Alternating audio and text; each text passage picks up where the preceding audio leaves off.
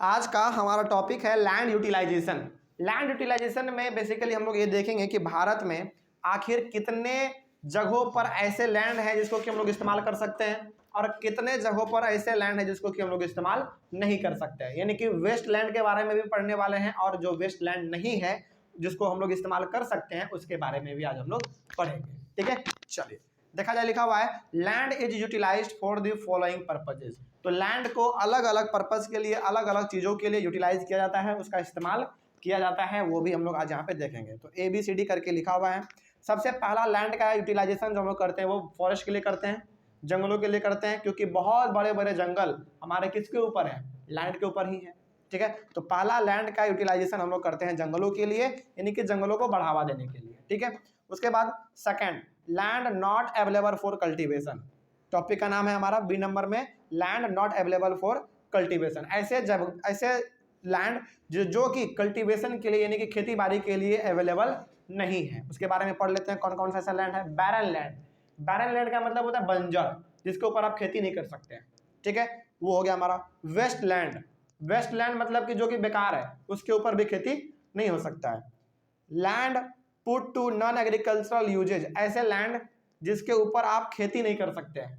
देखो, agricultural land का मतलब क्या हुआ? जिसपे आप खेती कर सकते हैं। नॉन एग्रीकल्चरल लैंड का मतलब क्या हुआ? जिसपे आप खेती नहीं कर सकते हैं। For example building, roads, factories etcetera. इन सब जगहों पर आपका यदि बिल्डिंग बना हुआ है, रोड बना हुआ है, फैक्ट्री बना हुआ है, तो क्या उसी जगह पे आप खेती बाड़ी कर पाएंगे? नहीं कर पाएंगे। तो ये जो आपने यहाँ पे 1 2 3 4 पॉइंट में पढ़ा, ये क्या है? ऐसे लैंड है जिसको कि कल्टीवेशन के लिए इस्तेमाल नहीं किया जा सकता है, यानी कि खेती बाड़ी करने के लिए इस्तेमाल नहीं किया जा सकता है। ठीक है, तो उसमें हमारा कौन कौन सा आ गया? बैरन लैंड यानी कि बंजर जमीन, बेकार वाला जमीन, और ऐसे जमीन जिसको कि हम लोग इस्तेमाल नहीं कर सकते, यानी कि वो नॉन एग्रीकल्चरल लैंड है। उसमें आ गया हमारा बिल्डिंग, रोड, फैक्ट्री, ये सब। ठीक है, कोई समस्या इसमें? तो टॉपिक का नाम था आपका land not available for cultivation. तो ऐसे जमीन, ऐसे जगह, ऐसे लैंड जिसको कि हम लोग खेती बाड़ी करने के लिए इस्तेमाल नहीं कर सकते हैं, वो आपने यहाँ पे जान लिया। कौन कौन से थे? बैरन लैंड थे, वेस्ट लैंड थे, और नॉन एग्रीकल्चरल एरिया यानी कि लैंड थे। ठीक है, उसके बाद है अदर अनकल्टिवेटेड लैंड, इसके अलावा भी है, अदर है। कौन कौन सा? देखिए, permanent pasture land. Permanent pasture land का मतलब होता है एक ऐसा जमीन, एक ऐसा लैंड जहां पे कि गाय, बैल, भैंस, बकरी इतना ज्यादा वहां पे चर चुका है कि वहां का लैंड ही खराब कर दिया है। देखिए, आप इस चीज को गौर करेंगे, जब आप पार्क जाते हैं तो पार्क में यदि आदमी फुटपाथ पे चल रहा है, जो अंदर में बना हुआ रास्ता होता है ना, अंदर में उस पर चल रहा है तो कोई दिक्कत नहीं है। लेकिन आप देखते होंगे कि पार्क में कभी कभी ना घास के बीचों बीच से आदमी जब चलना शुरू कर देते हैं तो वहां का मिट्टी और वहां का घास पूरी तरीके से बर्बाद हो जाता है ना। उसी प्रकार से है, यहाँ पे भी है। जब एक जगह पर लगातार आप गाय, बैल, भैंस, बकरी इन सबको चराएंगे तो वहाँ का जमीन भी खराब हो जाता है, वहाँ का घास ये सब भी पूरी तरीके से खराब हो जाता है। तो उसको भी हम लोग इस्तेमाल नहीं कर सकते हैं कल्टीवेशन के लिए। ठीक है, उसके बाद ग्रेजिंग लैंड। ग्रेजिंग लैंड का मतलब वही हो गया जहाँ पे कि आप गाय, भैंस, भैंस, बकरी को चराते हैं, उसको चराने के लिए इस्तेमाल किया जा सकता है, लेकिन क्या खेती के लिए इस्तेमाल किया जा सकता है? नहीं किया जा सकता है। तो ये हो गया। उसके बाद land under miscellaneous tree crops groups, जहाँ पे कि बहुत अलग अलग प्रकार के ट्री लगे हुए हो, उस जगहों को भी आप खेती बाड़ी करने के लिए इस्तेमाल नहीं कर सकते हैं। जैसे मान लीजिए जंगल है, तो जंगल में अलग अलग प्रकार के पेड़ पौधे रहते हैं, तो क्या हालांकि उसको काट के खेती बाड़ी किया जा सकता है, लेकिन क्या आप काटेंगे? नहीं। उसके ऊपर आपको ऐसा करते हैं तो फिर आपके ऊपर मुकदमा हो जाएगा, FIR हो जाएगा, केस हो जाएगा, है ना। तो land under miscellaneous tree crops groups का मतलब हुआ ऐसे बड़े बड़े पेड़ जहां पे कि डिफरेंट डिफरेंट टाइप्स के पेड़ लगे हुए हों, उस जगहों को भी आप एग्रीकल्चर के लिए इस्तेमाल नहीं कर सकते हैं।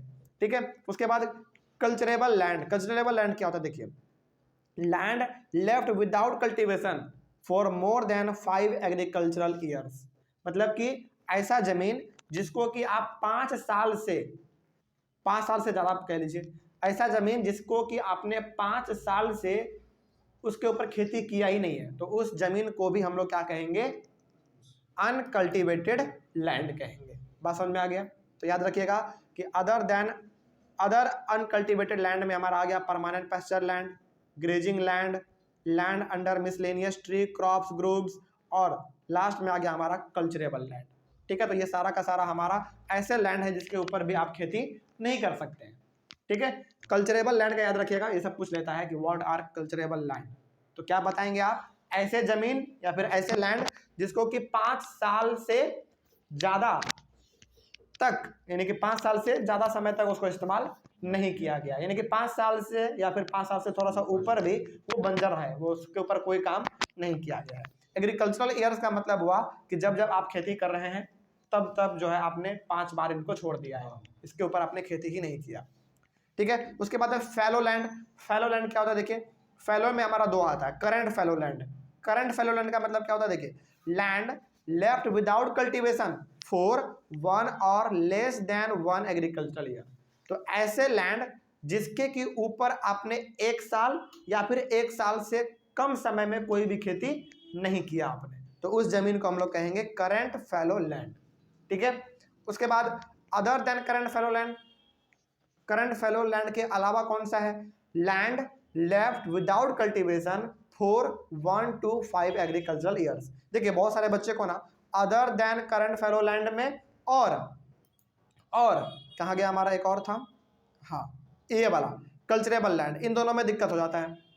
कल्चरेबल लैंड में और other than current fallow land में कंफ्यूजन हो जाता है। देखिए हम आपको फिर से बता दे रहे हैं, कल्चरेबल लैंड में ये है कि ऐसा लैंड जिसको कि 5 साल या 5 साल से ऊपर वाले समय तक उसको खेती में इस्तेमाल ही नहीं किया गया, यानी कि 5 साल से ज़्यादा भी हो सकता है, उस लैंड को खेती में इस्तेमाल किया ही नहीं गया, ठीक है। ये था हमारा कल्चरेबल लैंड।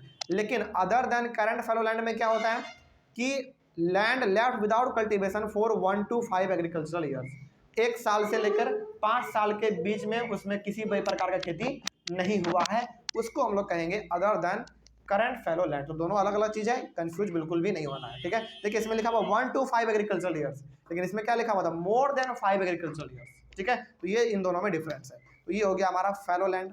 उसके बाद हमारा है net sown area. Net sown area क्या होता है देखिए, net sown area are the area which are sown more than once in an agricultural year, मतलब कि ऐसा एरिया, ऐसा लैंड जिसको कि खेती के लिए इस्तेमाल किया जा रहा है एक एग्रीकल्चरल ईयर में एक बार या फिर एक बार से ज़्यादा इस्तेमाल उसको किया जा रहा है। मतलब कि एक बार खेती बाड़ी का समय आया, एक ही बार में आप क्या कर रहे हैं उसके ऊपर एक बार या फिर एक बार से ज़्यादा खेती कर ले रहे हैं, तो उस एरिया को हम लोग कहेंगे नेट सोन एरिया। बात समझ में आया? चलिए उसके बाद net sown area is also known as gross cropped area. तो नेट सोन एरिया को ग्रॉस क्रॉप्ड एरिया भी कहा जाता है, ठीक है। तो यहाँ पे हमारा ए नंबर में था नेट सोन एरिया। इस प्रकार से हम लोगों ने 5 अलग अलग लैंड यूटिलाइजेशन को पढ़ लिया, ठीक है। आपका टॉपिक का नाम था लैंड यूटिलाइजेशन। तो इसमें हमने पहला था फॉरेस्ट, दूसरा था land not available for cultivation, और तीसरा था अदर अनकल्टिवेटेड लैंड, चौथा था फैलो लैंड, और पांचवा था नेट सोन एरिया। तो इसमें अब आपको मालूम चल गया कि हमारा कौन सा लैंड इस्तेमाल करने के लिए लायक है एग्रीकल्चर में और कौन सा इस्तेमाल करने के लिए लायक नहीं है एग्रीकल्चर में, ठीक है। चलिए उसके बाद हम लोग पढ़ेंगे land use pattern in India, ठीक है। चलिए थैंक यू वेरी मच।